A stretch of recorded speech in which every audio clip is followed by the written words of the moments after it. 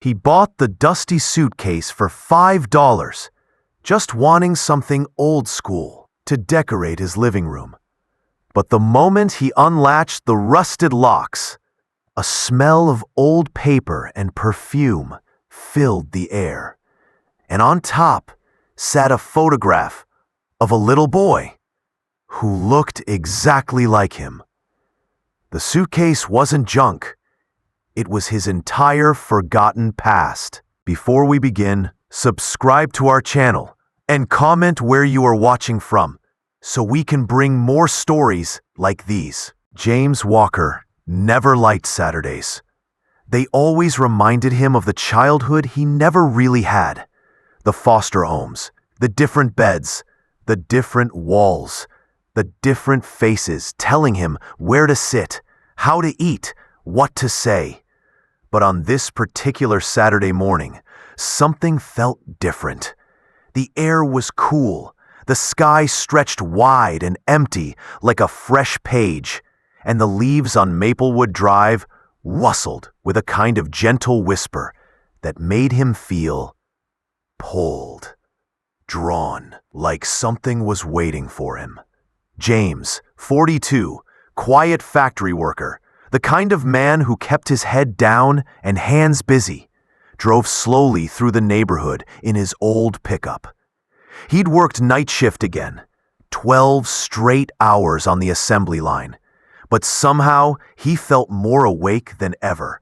Maybe it was the homemade signs stuck along the road, garage sale, everything must go. Maybe it was the way the wind seemed to nudge him toward the cul-de-sac. Or maybe it was the kind of fate he didn't believe in. He parked in front of a faded, yellow house with a sagging porch and a row of mismatched tables set up like a museum of someone's whole life. Pots, pans, old tools, dusty books, framed photos of people he didn't know. The kind of stuff most people walked past without thinking twice. But not James. He loved old things. He loved the idea that something used, something forgotten, could still hold stories. Maybe because he never had any stories of his own. No baby pictures, no family recipes, no memories of a mother's voice or a father's laugh. Only the case notes social workers read off cold sheets of paper. He stepped out of the truck, stretching the soreness from his shoulders, and Mrs. Patterson, the elderly woman running the sale, noticed him right away. "Morning, sweetheart," she called, waving with a trembling hand. "Everything's priced to go. My husband's things, well, they've been sitting too long." Her voice held that old lady kindness soaked in years of grief and good intentions. James smiled politely and nodded. "Just looking, ma'am." He moved slowly through the tables, running his fingers across an old camera, a stack of Sinatra vinyls, a set of wrenches that probably belonged to a man who fixed everything with his hands, instead of throwing them away. He was about to turn back when something near the back caught his eye. Not something shiny, not something expensive, just something. A leather suitcase, old, weathered, from the 1960s maybe, brown with cracked edges, the handle wrapped in black tape like someone fixed it in a hurry. The metal latches rusted but still clinging on. It sat half hidden behind a stack of blankets like it didn't want to be found, but also didn't want to be left behind again. James froze. He couldn't explain why, but the suitcase felt familiar. Not visually, he had never seen it before, but in the way a smell can pull you back to a memory you didn't know you had. His chest tightened. His palms went warm. Something deep inside whispered, "Pick it up."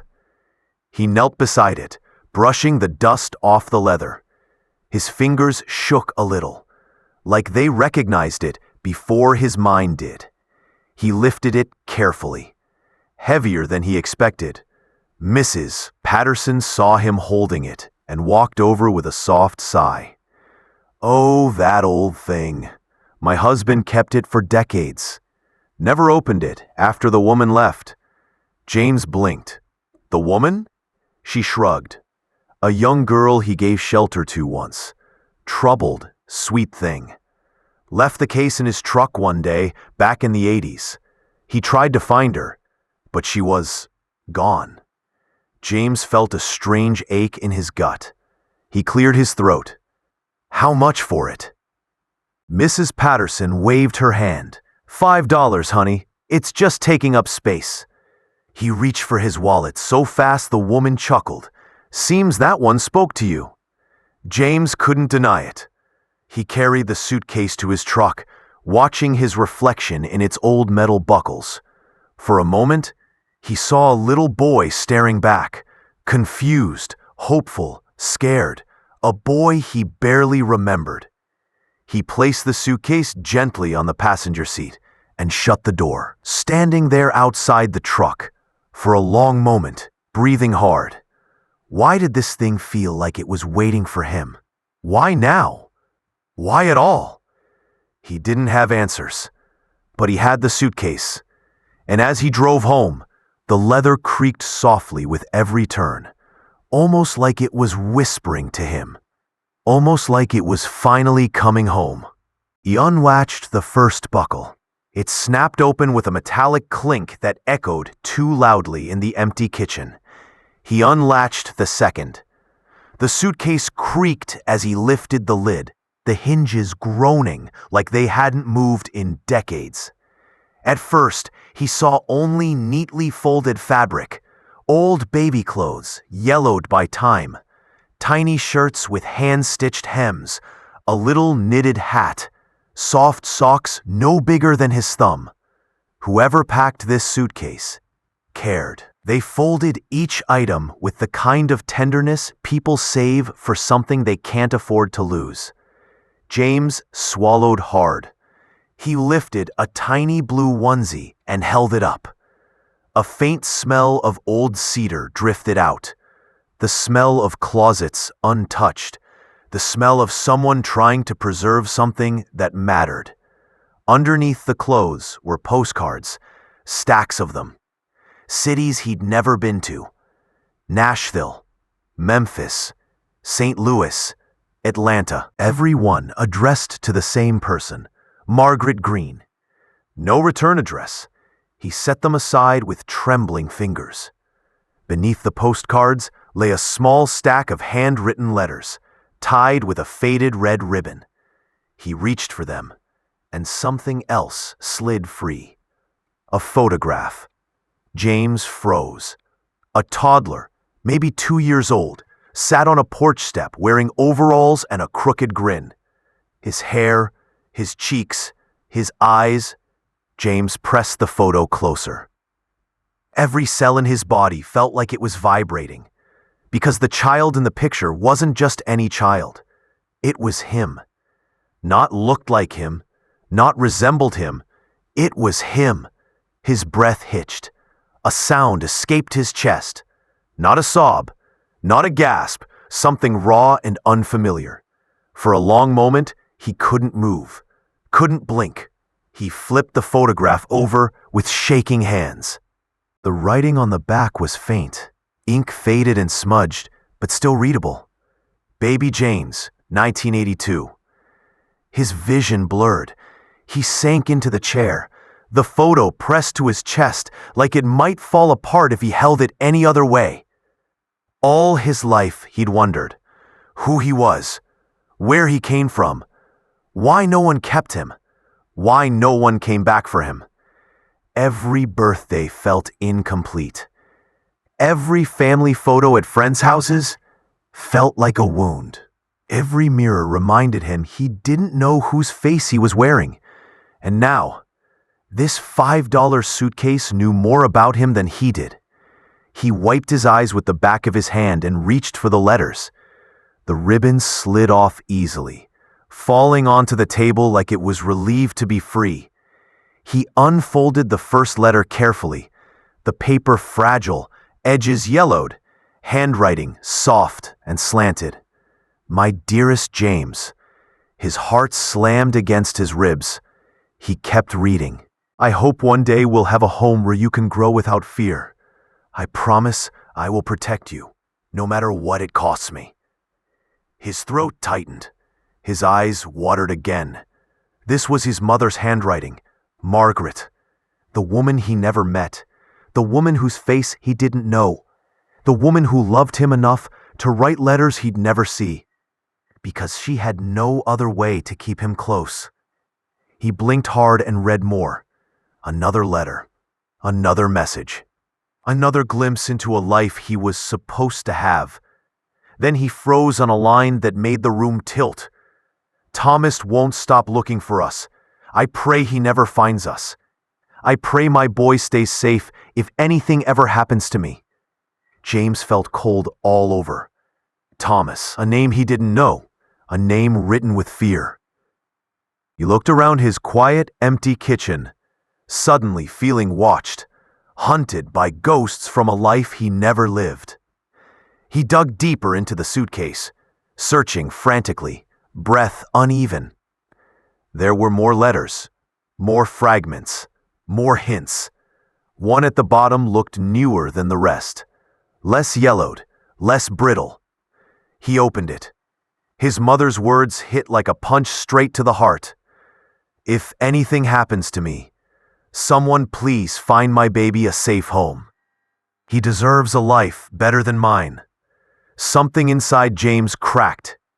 He pressed the letter to his forehead, eyes squeezed shut, swallowing the kind of grief a man carries when he's crying for someone he never had the chance to love.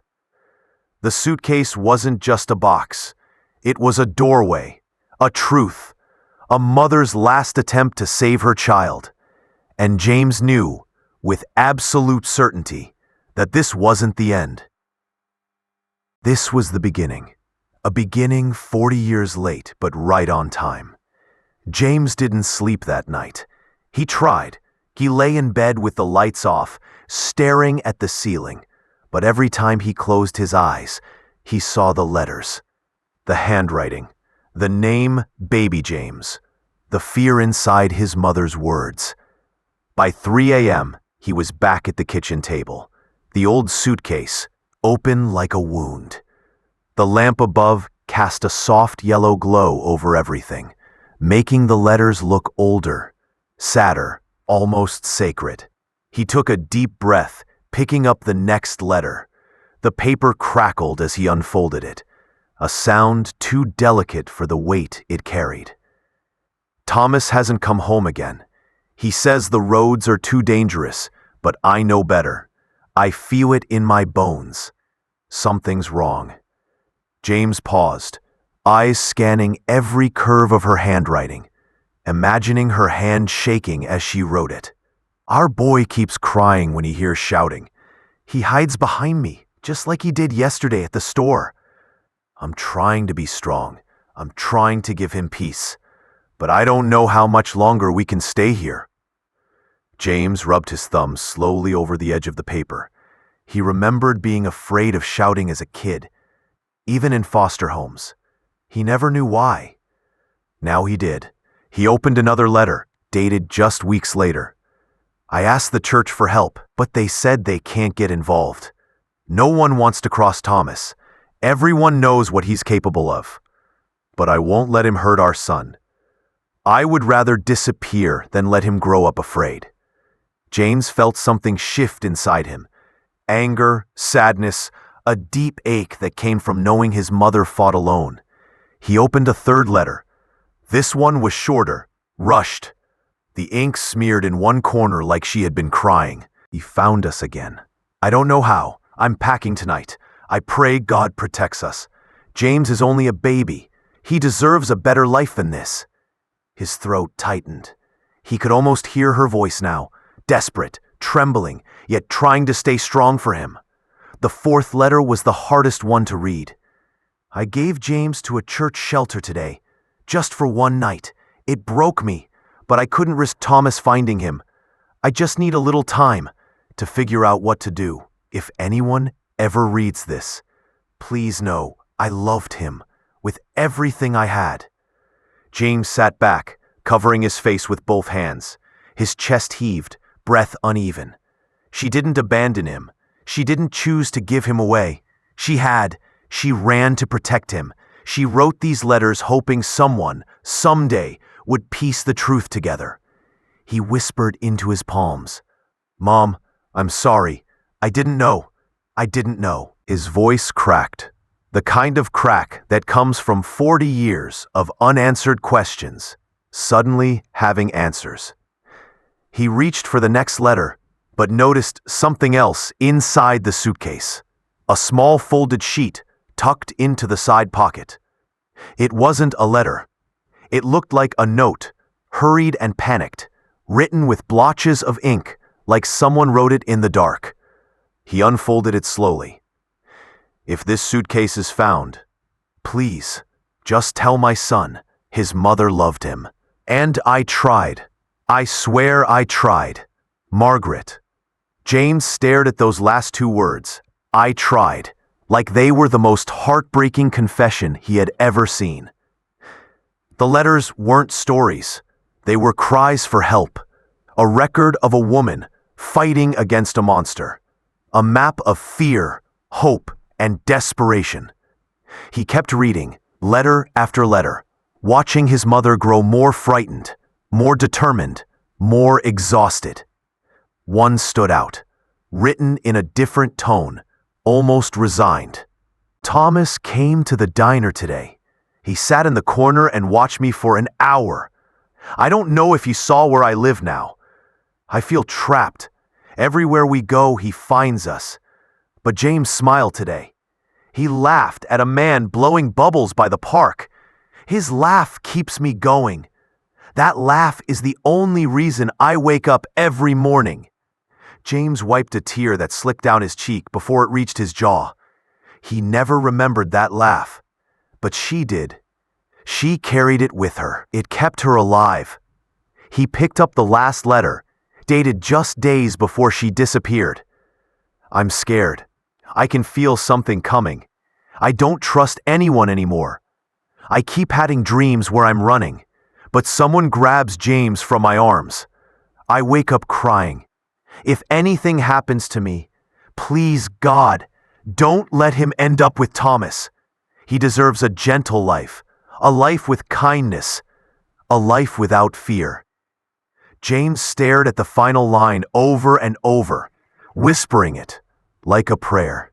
A life without fear. He leaned back in his chair, eyes closed, letting the weight of it crush him for a moment. His entire life, every struggle, every heartbreak, every foster home, every sleepless night, had been shaped by this woman's attempt to save him. Her letters were proof of her love, proof she fought until the very end. And now he knew. The suitcase wasn't just a clue. It was a promise, a connection across decades. He opened his eyes, breathing deeply. There was more to find. More she left behind. More truth buried in places only she knew. The letters were just the beginning. And James was no longer the man who drifted through life not knowing who he was. He had a mother now, a story, a purpose, a direction, and he was going to follow every clue she left him, no matter how painful the path. The next morning, James didn't go to work. He didn't shower, didn't shave, didn't even make coffee. He just sat at the kitchen table, staring at the letters, spread out like scattered pieces of a life he should have known. The world outside kept moving. Trucks rumbled by. Kids laughed on their way to school. Birds chirped from telephone wires. But inside, time felt heavy, slow, weighted with a truth he could barely hold. After a long, quiet hour, he finally grabbed his coat and picked up the photograph, the one that looked exactly like him. He held it in the sunlight, tracing the outline of the baby's face with his thumb. Is this really me? he whispered. The thought alone made his chest tighten. He needed answers, and there was only one person who might have them. He drove back to the little house at the end of Willow Creek Road, the house with the peeling paint and the wilted flowers, the same place where he'd bought the suitcase for $5. Mrs. Patterson answered the door slower this time. Her eyes, tired but kind, softened when she saw the photo in James's hand. She didn't say hello. She didn't ask how he was. She just stared at the picture, and her lips parted in a trembling breath. "Oh, dear Lord," she whispered, reaching for the doorframe to steady herself. "After all these years." James swallowed hard. "Ma'am, this baby, is it me?" She nodded without hesitation, as if the truth had been waiting on her tongue for decades. "Yes," she breathed. "That's you, Margaret's little boy." The world tilted. James stepped inside, not trusting his legs to keep him upright. The house smelled like lavender and old books. The living room was small, filled with doilies and memories, the kind of place untouched by time. Mrs. Patterson sat slowly in her armchair, hands trembling. "I never thought I'd see you again," she said. "I prayed you'd grow up safe." James sat across from her, gripping the photograph like it might disappear. "Please," he said softly, "tell me everything." She looked at him for a long moment, her face folding with a sadness that seemed older than either of them. "I wasn't supposed to keep that suitcase," she began quietly. "Margaret left it here one night, promised she'd come back in the morning. I waited. God knows I waited." James leaned forward. "What happened to her?" Mrs. Patterson brushed a tear before it fell. "She was running from someone. Your father." Her voice faltered. "He was not a good man, James. The kind who makes whole towns look away." James felt his stomach knot. The letters had hinted at danger, but hearing it out loud was different. He felt cold, suddenly. Mrs. Patterson continued. "My husband, Harold, was a truck driver. He found Margaret at a rest stop one night, bruised, barefoot, holding you wrapped in a blanket. She begged him for a ride north. Harold didn't ask questions. He just brought her home for the night." James stared at the floor, picturing a terrified woman clutching a baby who looked just like him. She kept saying, "He'll find me. He always finds me," Mrs. Patterson whispered. James clenched his jaw. Even now, decades later, the fear echoed in the room. "Why didn't she come back for the suitcase?" he asked quietly. Mrs. Patterson shook her head slowly. "Because she never got the chance." She reached for a tissue, hands trembling harder. Harold left for work the next morning. "I made Margaret breakfast. She said she needed to go to the diner a few blocks away to ask about a cleaning job. She promised she'd be right back." James held his breath. "But she never returned," the old woman finished. "After a day passed, I knew something was wrong. After a week, I knew she was gone." "Gone?" James whispered. "You mean missing?" Mrs. Patterson nodded. "They found her car abandoned 3 towns over, but they never found her. And everyone in this county, everyone knew why." James felt the air leave his lungs. "She wasn't running from her life," Mrs. Patterson said softly. "She was running for yours." He closed his eyes, fists tightening until his knuckles turned white. "She didn't abandon you," the old woman added gently. "She died trying to protect you." The words cracked something inside him. Not anger, not grief, but something deeper, raw, a truth he'd needed his entire life. James wiped his face with the back of his hand, trying to breathe. "So this suitcase," he whispered, looking at it with new eyes. "It was her," Mrs. Patterson finished. "Everything she had left, everything she wanted you to know someday." James nodded slowly. "And I need to know the rest," he said, voice trembling but determined. Mrs. Patterson hesitated, then stood up with surprising strength for her age. "Then there's something else you should see," she said. "Something Harold found in the suitcase years ago. Something we didn't understand back then." She shuffled toward a small wooden cabinet. James's heart pounded. Every step she took felt like a countdown. From a drawer, she pulled out a tiny metal key, old and rusted, with a number engraved on the tag. A storage locker key. She set it gently into his hand. "Your mother hid more than letters," she said quietly. "If you want the truth, it's waiting for you in that locker." James stared at the key, feeling its cold metal against his palm. For the first time in his life, he had a real connection to his past, a direction, a lead, a chance to understand where he came from. He looked at Mrs. Patterson, tears burning the corners of his eyes. "Thank you," he whispered. She touched his cheek softly, like a mother might. "Go find her story, baby," she said. "She left it behind for you." James didn't go home right away.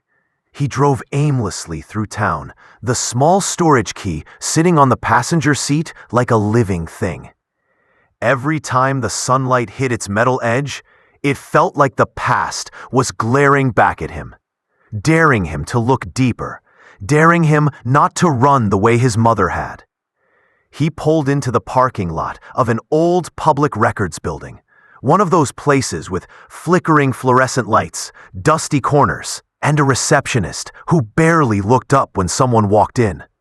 James wasn't sure what he was looking for, but something inside him whispered that answers rarely lived in tidy places. They were buried in paper, in ink, in forgotten folders no one wanted to open. He requested everything he could: police reports, missing person files, old newspaper archives. The clerk brought out a stack so thick it shook the cart beneath it. And James sat there for hours, scrolling, flipping, breathing in dust older than his entire life.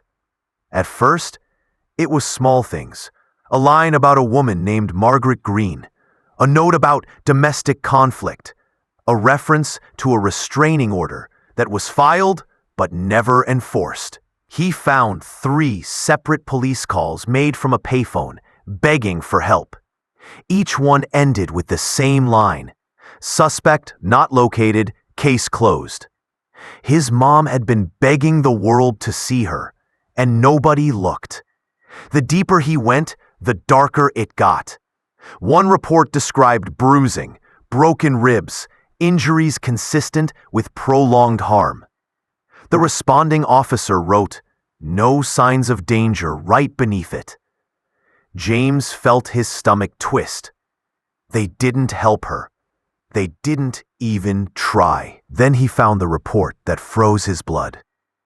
A thin folder, yellowed around the edges, stamped with 3 fading words: "Missing person, high risk."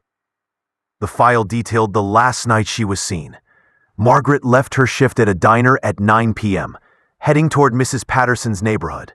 A customer reported seeing a man waiting in a dark sedan near the back exit. The same man Margaret had filed multiple complaints against: James's biological father. The report ended with a chilling note. Witness claimed the man looked angry, pacing near the alley. Another line: Margaret never arrived home. James's fingers trembled against the paper. He shut the folder and pressed it to his chest, eyes stinging. This wasn't abandonment. This wasn't a mother who didn't want her child. This was a woman running for her life, fighting a monster the world didn't care to acknowledge. When he finally lifted his head, the clerk looked at him with soft pity. "You okay, sir?" she asked. James nodded, but his voice wouldn't come. How could it? He'd spent a lifetime believing he was unwanted. But the truth was infinitely more painful and infinitely more beautiful. His mother hadn't left him. She had died trying to save him. He gathered the files, thanked the clerk, and walked outside. The sun was setting in streaks of orange and red, but the world felt dimmer somehow. He went straight to Mrs. Patterson's house. When she opened the door, he didn't speak. He just held up the file. She guided him inside without a word, leading him to the same chair he'd sat in earlier. He read aloud, slowly, brokenly, every line. She listened with her head bowed, her hands clasped tightly in her lap. When he finished, he whispered, "She fought for me. She fought so hard." Mrs. Patterson placed a gentle hand over his. "She loved you more than her own life," she said softly. "Some mothers, they don't need time to love their babies. Some just know." James let out a shaky breath, one he didn't even realize he'd been holding. "I thought she abandoned me," he said, voice cracking. "My whole life, I thought I was something she didn't want." Mrs. Patterson's eyes glistened. "No, baby," she whispered. "You were the only thing she wanted." He sat back, letting the truth wash over him. Warm, painful, cleansing. "She didn't fail you," the old woman added gently. "The world failed her." Those words sank into him like stones into deep water. All the anger, all the confusion, all the decades of emptiness, they shifted. Not vanished, but transformed. Because now he knew the truth. He wasn't abandoned. He was loved. Loved fiercely. Loved desperately. Loved in a way that cost his mother everything. He closed his eyes, whispering into the silent room, "I'll find everything about you, Mama." Every truth they buried. Mrs. Patterson nodded in solemn agreement. "And you will," she said, "because she left you a trail." James looked down at the storage key in his hand. But trail, a key, a locker, a story buried for decades. He stood up, wiping his face clean with his sleeve. "I'm going," he said quietly. "To where?" Mrs. Patterson asked. James swallowed hard. To find what she left behind. The storage facility sat on the far edge of town, hidden behind an abandoned strip mall and a line of crooked power poles that buzzed like angry insects in the wind. James pulled up slowly, parking beneath a flickering security light that barely illuminated the cracked pavement beneath it. For a moment, he just sat there in the driver's seat, holding the tiny key in his palm, feeling the weight of it grow heavier and heavier. Funny how small things could open entire worlds. Funny how a $5 suitcase could unravel a lifetime of mystery he never asked for. His heart thudded in his chest as he walked inside the small, cluttered office. The attendant barely looked up from his radio, chewing loudly on sunflower seeds. "Locker number?" he asked, through a yawn. James gave him the number, signed an old clipboard, and received a gate code without fanfare. No idea that he was handing over the entrance to a man's buried past. The metal door of the facility groaned as James pushed it open. Rows of storage units stretched into the darkness like a maze of forgotten lives. Dust danced in the beams of his flashlight. His footsteps echoed, hollow and rhythmic, against the concrete floor. The number on the final unit matched the tag on his key. He stopped breathing. For one trembling second, he wondered if he was ready for this, if anyone could ever be ready. But then he thought of Margaret, her letters, her warnings, her desperate pleas for safety. She had carried the truth alone. She had hidden what she couldn't outrun, and somehow she had trusted that one day her son would find it. James slid the key into the rusted lock. It clicked open like a sigh from the past. When he rolled up the heavy metal door, cold air rushed out, air that hadn't touched daylight in nearly 4 decades. The interior was dim, stacked haphazardly with old boxes, crates, and a small wooden trunk. The smell hit him first. Aged paper, stale dust, and something else. Something faintly floral, like a memory refusing to die. He stepped inside, sweeping his flashlight slowly over the contents. And then he froze. On the floor, covered in a thin layer of dust, sat a leather-bound journal with a faded ribbon tied around it. The name Margaret was written in neat cursive across the front. His knees buckled as he knelt down, fingertips trembling as he brushed away dirt. He opened the journal carefully, like touching holy scripture. The first page hit him like a punch to the gut. "My name is Margaret Greene. If you're reading this, my little boy, it means I didn't survive the storm." He let out a choked sound, somewhere between a gasp and a sob. He had imagined her voice for years, but nothing prepared him for the reality of her words, flowing directly into his soul.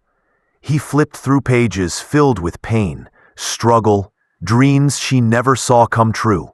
But her greatest dream was always the same: keeping her son alive. Buried beneath the journal were hospital bills with Margaret's name, eviction notices, police complaint forms, each one a fragment of a life spent fighting. Then something glinted at the bottom of the trunk. James reached down and lifted a small folder, sealed in plastic wrap. Inside were preserved scraps of paper, photos, and a torn piece of fabric stained brown with age. A sticky note, written in Margaret's handwriting, sat on top. "For the day someone with power finally listens." He didn't understand at first. Then he heard the words again from the police report. High risk, domestic violence, unsolved. The realization settled over him like ice. This wasn't just a missing person case. This was evidence. Evidence someone had wanted buried. He flipped through the contents, pulse racing. Medical reports showed injuries consistent with assault. A photo showed bruises too clearly to be mistaken for anything else. Notes included a partial license plate number, his father's. Then came the page that made him sink to the cold concrete floor. A copy of his original birth certificate. Mother, Margaret Elaine Greene. Father, redacted. Not missing, not unknown. Redacted. Intentionally removed from public records. James felt his breath hitch. The truth slammed into him all at once. His mother hadn't abandoned him. She had been killed. And the case was buried so deep, someone wanted it forgotten. He clutched the journal to his chest, rocking slightly, tears dripping onto the dusty floor. "Mama, I'm here now," he whispered to no one, and to her, all at once. "I'm not leaving you behind again." The flashlight beam landed on one last item wedged in the corner. A small metal lockbox, secured with a flimsy latch. He broke it open with a quick twist and found a stack of Polaroids, grainy but unmistakable. Margaret, holding him as a baby, smiling despite exhaustion. Margaret outside the diner she worked at. Margaret looking over her shoulder, fear in her eyes. The final photo was the darkest of all. A blurry shot of a man's silhouette standing near a car, almost hidden by shadows. Written under it were the words, "He found me." James felt a wave of dread sweep through him. This wasn't history. This wasn't forgotten. This was murder, and someone had run out of time. James closed the box, wiped his wet face, and stood up slowly. He wasn't just a man who stumbled onto a memory. He was a witness now, a son carrying a truth that refused to stay buried. And tomorrow, the world would hear his mother's story. James sat in his truck long after leaving the storage facility, hands trembling on the steering wheel. The lockbox, the journal, the photographs, they sat beside him like living ghosts. Streetlights washed through the windshield in streaks of yellow. but his mind was somewhere else entirely. In 1986, in the life of a terrified woman clutching her baby, running from a man who promised to find her no matter where she hid. For the first time in his life, he knew who he was. And for the first time in his life, he knew who had taken everything from him. He drove straight to the police station. The detective at the front desk was half asleep, sipping bad coffee. But when James placed the evidence on the counter, carefully sealed, meticulously preserved, the man sat upright like a bolt of electricity had run through him. "Where did you get this?" James swallowed. "From my mother." The detective didn't need more explanation. Not with bruised photographs, police reports, and handwritten pleas for help sitting under fluorescent lights. He grabbed gloves, opened the folder, and whispered under his breath, "Good Lord, this is a murder case." Within hours, the building lit up. Cold case investigators arrived. Forensics analysts were brought in. Higher-ups appeared in suits, curiosity turning into concern. Concern turning into urgency.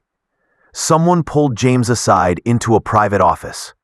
A woman with sharp eyes and a steady voice spoke softly but firmly. "These items? These are damning. They match a pattern from an unsolved case involving a woman named Margaret Greene." James nodded, barely breathing. She added, "Based on what you've brought in, we may be looking at foul play, possibly homicide."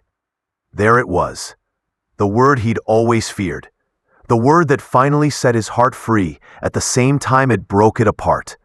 They asked him for DNA. He gave it. They asked him for every detail from the suitcase. He provided it. They asked if he knew his biological father. James clenched his jaw so tight he felt it crack. "I know enough." Days passed in a blur. James barely slept. He read the journal over and over, memorizing every word his mother had written. Sometimes he cried. Sometimes he shook. Sometimes he simply held the worn leather cover to his chest and whispered, "I'm here now. I'm here now." And then, on a gray Wednesday morning, everything changed. A detective called. "We've matched DNA from the fabric in the lockbox. It belongs to a man currently imprisoned at Ridgeview Maximum Security." James' blood turned to ice. His father, a man infamous for assaults in the 80s, now serving time for other violent crimes. The world had caged him, but Margaret's murder had never been solved, never even fully investigated. Until now.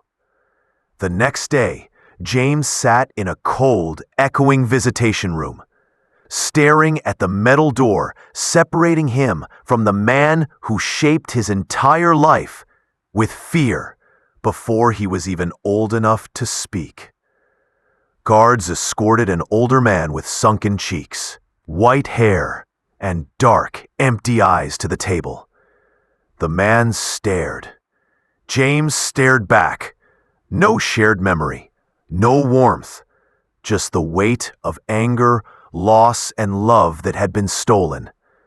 The man finally... James didn't raise his voice. He didn't flinch. "I want the truth." The man laughed, a ragged sound. "Your mama ran off. That's the truth." James slid a photograph across the table, the one from the storage locker, the blurry shot of the man following Margaret. "She didn't run," James said quietly. "You chased her." The man's smirk faded. James placed the journal down next. "She loved me. She protected me. She died, trying to keep me safe from you." The room went silent. The man's jaw tightened. Guilt flickered, just for a second. James leaned forward, voice trembling with grief and strength all at once. "You didn't take her love from me. You didn't take her story. And you sure as hell didn't take me." Guards stood straighter. The old man clenched his fists, but he didn't speak. He didn't deny it. He didn't even try. And silence was confession. The case hit national news within 48 hours.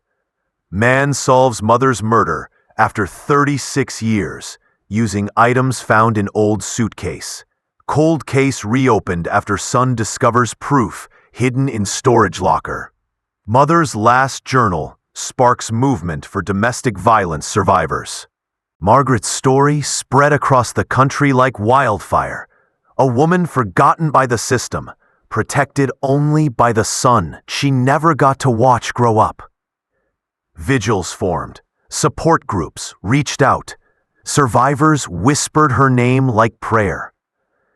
For the first time, the world knew Margaret Greene, not as a missing woman, not as a case file, but as a mother who fought with everything she had. When officials announced they were filing charges tying the father to her death, James attended the press conference, holding his mother's journal against his chest, as if shielding her from the world that failed her once before. Reporters asked how he felt. He didn't shout. He didn't cry. He simply said, "You took her life, but not her love. And now everyone will know who she truly was." The world listened, and Margaret finally got her justice. The sun dipped low over the Detroit skyline, casting a warm gold across James Walker's small apartment, a glow that made the room feel softer, calmer, almost sacred. In the center of the living room, on a wooden shelf he installed himself, sat the old leather suitcase. The same suitcase that once collected dust in a stranger's garage.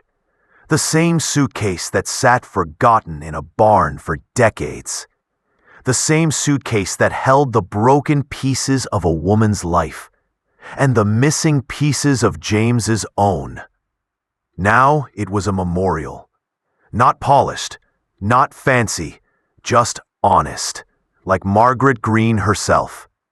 James approached it slowly, carrying his mother's journal, its pages still smelling faintly of old paper and lavender soap. Every time he held it, he felt like a child again, a child he never got to be, wrapped in a love he never got to experience. He ran his fingers gently over her handwriting, curved letters, soft strokes, everything so full of emotion, so alive. "I found you, Mama," he whispered, voice cracking. "I finally found you."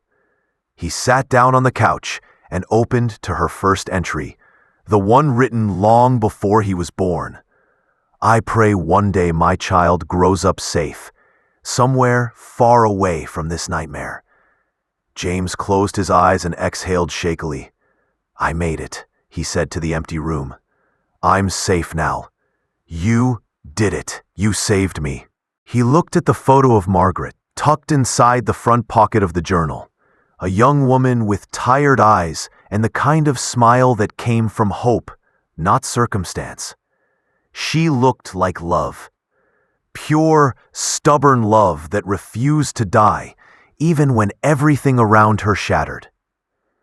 The news reports still played on repeat, the detective's voice echoing across every channel. "We owe this woman justice, and we owe her son peace." But James didn't watch them anymore. Justice was done. Peace, though, that was something he had to learn on his own. And he was learning. Slowly, quietly, beautifully. His phone buzzed. Mrs. Patterson again. She checked on him daily now, like a grandmother he never had. "You doing okay, baby? Want some meatloaf later?" James smiled. "I'm all right," he texted back, "but I'd never say no to meatloaf." For decades, he'd walked through life believing he'd been thrown away. Now, he knew the truth. He'd been fought for, loved, protected. His mother didn't abandon him. She saved him. He looked back at the suitcase, at the worn leather handle, at the faded scratches, at the stickers peeling from its corners like old wounds. People think the past haunts us, he murmured. But sometimes, it's just waiting to be found. He wiped his eyes and placed the journal beside the suitcase, adjusting it carefully, almost ceremonially. He promised himself he would honor her story, not with revenge, but with remembrance. A soft breeze drifted through the open window, stirring the curtains. James felt something gentle graze his shoulder. Maybe imagination, maybe something more. He smiled through tears. "I know you're here," he whispered, "and I'm not alone anymore." He leaned back on the couch, letting the quiet wrap around him like a blanket. Outside, the city lights flickered to life. Inside, the room glowed with warmth, a feeling Margaret had begged the universe for. James whispered one last time before turning out the lamp. "Thank you for loving me, even when the world didn't." As the screen fades, the voiceover begins. Some stories aren't found in books, but in the forgotten things we leave behind. Some love isn't spoken, but hidden, waiting for the right hands to uncover it. And some children aren't abandoned. They're saved. Final shot. James closes the suitcase gently. A soft smile breaks through the grief. Text on screen. Love leaves clues.